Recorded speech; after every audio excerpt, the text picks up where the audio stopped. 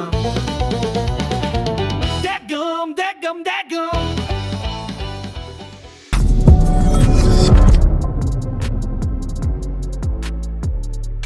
I apologize. That was the most ridiculous intro for any member of Congress ever. And we're just in a good mood today. Just happen to be in a good mood today, Congressman. Thank you, brother. Yes. So let's talk quickly about what you learned yesterday in the hearing with the Epstein victims. The floor is yours, Congressman. Well, thank you, Benny. Thanks for having me back on the show. It's always good. People in Tennessee and throughout this country love you because you're pretty much direct and to the point, and they dig that. Irregardless of my incredible intro there, I'll have to clip that for later viewing. There were several ladies in there, and they had their attorneys, and what struck me is that one of the ladies had they all had their full name, but one of the ladies just had her first name, and it was emotional. They talked about their experience and what went on, and the one lady, she just had one name and her first name, who I assume was her first name, and that was to protect her. You know, she was just not really sure about being there and all that, and I get that because they had, as they documented, they'd been victimized not just by Epstein and Maxwell, whatever her name is, and the other dirtbags that had their way with them. They were abused by the justice system. The justice system did them wrong multiple times, you know, and they get built. I mean, it's been 10 years since they filed their original lawsuit, and now they're seeing it bear some fruit, so to speak. And I asked the question because she said, I want this to go, you know, I want to get to my files, but I can't get to them because she had blacked out all that from her memory of what had occurred to her. And she would like to know what exactly had been done to her during that time period. And I asked the question, it wasn't a Q&A type thing, Benny, but I said, no, wait a minute. You do not want those files released? And they said, no, and the attorney said, thank you so much for asking that question, because no, we do not want those files released. And in our rush to judgment to release everything, which is what the press all of a sudden, after 4 years of the Biden administration holding on to this thing, have finally decided they want to bring it out. That said to me, we need to put the brakes on the mass file dumping that I'm afraid that the discharge petition could cause. And there is some legal precedents in that discharge petition that some legal verbiage that could, in fact, I'm afraid, release the identities to some of these folks. And that bothers me. So I'm glad we're going about it. I'm glad Chairman Comer is going about the way he's doing it, by having the files, you know, gone over before we do that, because there is that's a real issue. You got nearly 1,000. There were little girls, now they're women that are in those files that were abused by those dirtbags. So I would hope that we could remember that, you know, in this rush to so-called judgment. Yes. So you're famous, obviously, for spitting true facts, for saying that if people are found guilty of doing these kind of heinous acts, they should be hung from the nearest tree. And also on our show, which is something that is aged like a very fine wine, Congressman, you describe blackmail ops that are often run in the political arena. And so is there anything like that was revealed yesterday? Well, and one of the ladies said that prior to her coming forward, she received a phone call, and she has a young daughter, and I know you have young children like I do. And they said that, you know, some despicable acts were going to be done to her daughter if she were to come forward.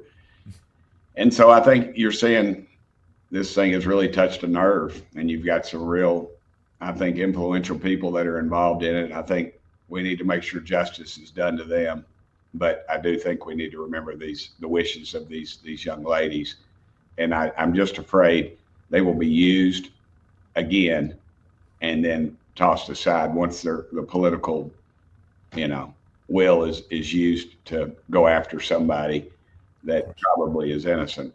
So I would just I would urge people to use a little bit of caution in this thing. It's not a one size fits all type of situation.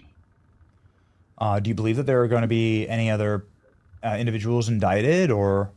I think there will be. I mean, we're calling in. I mean, we're casting a pretty broad net in the in our committee, but I think the Trump Justice Administration is going to go after a lot of these people, and I hope they do, because they have they've done some pretty despicable things. But who's these people? Because right now the total, and yeah, the preview is good, guys, but real quickly, I want to get to something with the congressman. Right now, the total conversation has been that it's just Epstein. There was no abuse outside of Epstein, and it was like the entire harem of thousands, of women and people abused was just for Epstein, and there was no blackmail ever. And nobody else ever touched the hair on another one of these. I can't imagine that. I can't imagine that. I think it just goes too deep. I think his money and his influence went a little deeper than that. I think you're going to see a lot of people that don't want these files released just because they're going to be in those files that just did business with Epstein, because he was a money man. He was not, it didn't have anything to do with his, it didn't have anything to do with all of it. With any of the sex trafficking or whatever you want to call it. I think that's where the lines get a little hazy, and I think we need to be really careful there as well. But yeah, I think it was a pretty deep web. I think he used it. I think there's tapes probably that were taken at the residency in New York. I don't want to see them, but I think that needs to be evaluated further. I really do. Yeah, there was a whole trove of documents that were released yesterday, and I know that people are looking through them, and I certainly appreciate the transparency here. Any other revelations that you have learned?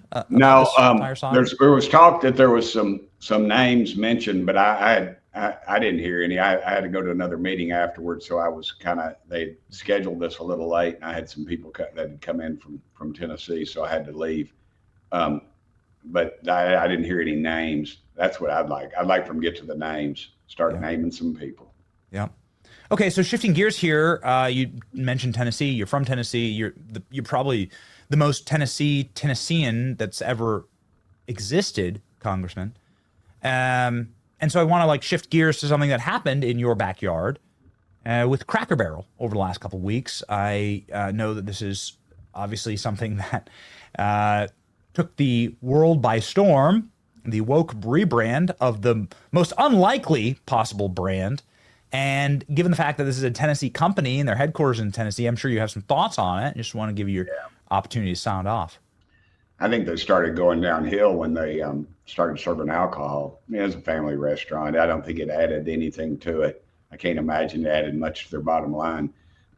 I've always enjoyed going to Cracker Barrel. It's, everybody, when it came out, I can remember, oh man, you need to go there. And I went there, and it was just like eating at home, really. I mean, it wasn't much different. And in that regard, it's sort of like the Waffle House. You can go in anyone across the country, and you guarantee the waitress is going to call you darling. So it's a pretty cool thing. But yeah, they try to rebrand. It's another one of these. They brought in a bunch of liberals, probably Northeasterners. No offense to Northeasterners, unless you are one, then I guess offense is to be taken. But the truth is, they tried to, they think, oh, we're going to show these folks how it really should be, and I think they got a bunch of lunatic influencers to advise them on what was going on, and it's not what was going on. And America responded overwhelmingly. I don't know if they'll ever regain, because just the whole thing is just ridiculous, and people are fed up. It was a conservative Tennessee-based company, and they just started changing everything about it. And I said they took all the Americana out and put up a bunch of cheap Chinese knockoffs on the inside, and that's exactly what they did. And they start changing the menu to some foo-foo stuff. Dadgummit, that's not what people want. If it ain't broke, don't fix it. Again, this is what's next. Is Chick-fil-A going to start opening on Sundays? I don't know, but I'm over it. We're not going back. We were on the road a lot during when all that was going on, and we looking at the Cracker Barrel parking lots, because Kelly and I, that's where we'd always stop, is Cracker Barrel. We'd travel, go to the beach or something. We'd always stop at a Cracker Barrel 2 or 3 times. We'd go for breakfast and supper, and not this trip. We didn't do it this trip, and we drove by and looked at the parking lots, and they were empty. So I think people, as my economics professor would say, they are casting their dollar votes elsewhere. So, yeah, I guess the equivalent would be Chick-fil-A going all vegan, right? Like that would be the equivalent, is like the vegan Chick-fil-A sandwich now. It was a nightmare. I just don't understand what's wrong with these people. They already have a good thing going, and Americans are so sick of our culture, especially middle Americans, especially people like Heartland Americans and Heritage Americans. We're just so sick of elitists and globalists coming in and ripping the heart out of it all. And it's like it's been enough. Like we just said enough. Yes, you're right. They're like locusts, man. They come in, just strip everything, and then they leave. And and then you're going to see, you want to drive by there and look at those parking lots one day and go, what used to be there? Oh, that was Cracker Barrel, and they'll be like, it's like all these Mexican restaurants. They were always something else before then. You can always figure out what they were before then. And the reason is the Mexican restaurants are giving people what they want. So are you going to advise Cracker Barrel? Are you going to, you're from Tennessee, the headquarters probably isn't terribly far from you. Are you going to throw your hat into the ring for the new CEO of Cracker Barrel? No. I think it's a dead dog. They're going to have to bring somebody else in that's going to, man, it's pathetic. I know. And what would you advise them? What would you advise them quickly, Congressman? Get back to your original menu. Yeah. Lower your prices and get going. Take a little hit on the front end and get people back in there. That's what I would say. Go find your original menus, because they've switched out of everything. Heck, they don't even have the good French dressing anymore. So what do you do? The great Congressman from Tennessee, Tim Burchett, a man who you must follow on social media. If you don't already, you're crazy. Here he is, ladies and gentlemen. This is Tim Burchett with nearly 400,000 subscribers. And, well, I guess I'm just going to call him the straightest shooting member of Congress. That's right. I get the mini bump every time I'm on. Man, I'm on everything, too. I'm on Facebook, Instagram, all that stuff. So if y'all are out there, follow me. I don't try to be entertaining, but apparently I am. If there's one man that deserves a reality show in Congress, it's you. Thank you. Thank you very much, Congressman. You're the man, Benny. Love you, brother. Benny, my love for you is unconditional, and in Tennessee, it is possibly unconstitutional. You're the man. In Florida, it's definitely illegal. That's for sure. Yes, that's right. Right. Okay. There's the clip. There's the clip. Media matters. All right. Thank you, Congressman. Love you, Benny. See you, brother. Bye-bye.